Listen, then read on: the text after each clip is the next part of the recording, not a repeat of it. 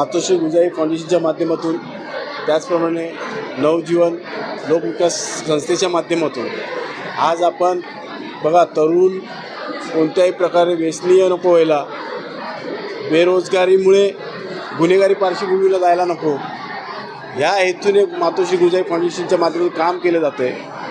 तरुणांच्या हाताला काम मिळालं तर मला वाटतं ते व्यसनी होणार नाही आणि गुन्हेगारी पार्श्वभूमीला जाणार नाही, या हेतूने आम्ही या कल्याण पूर्वेमध्ये तरुणांना आवाहन केलं होतं आणि तरुणांनी मोठ्या प्रमाणात तरुणींनी या ठिकाणी प्रतिसाद दिला आहे। जवळजवळ 35 शाखा या ठिकाणी आलेल्या आहेत। बँकेज, इंडस्ट्री, कंपन्या अशा ठिकाणी जागेवरती काम आपण त्यांना देतो आहे। त्यांना आत्ताच आम्ही अनेक तरुणांना या ठिकाणी जागेवरती त्यांना वर्किंग लेटर देऊन या ठिकाणी त्याचा सन्मानसुद्धा केलेला आहे।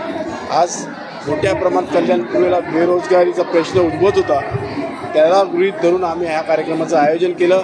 येणाऱ्या काळामध्ये ह्यांच्या संस्थेने, नवजीवन संस्थेने आम्हाला आता आश्वासन दिलेलं आहे, श्वासदी दिलेली आहे की ह्याच्यापेक्षा पण मोठ्या प्रमाणात आपण बेरोजगार तरुणांसाठी रोजगार मिळावा लावू, जेणेकरून तरुणांच्या हाताला काम मिळेल।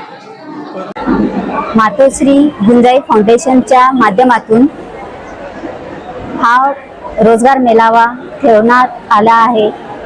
कल्याण पूर्वमध्ये तरुण मुलांना काही काम नाही आहे, रोजगार नाही आहे, मोठ्या संख्येने तरुणांनी लाभ घेतला आहे। त्यांना आपण जॉईंट लेटर पण दिला आहे। आजचा मेळावा पाहता भविष्यात आम्ही अजून मोठा मेळावा करण्याचा प्रयत्न करू।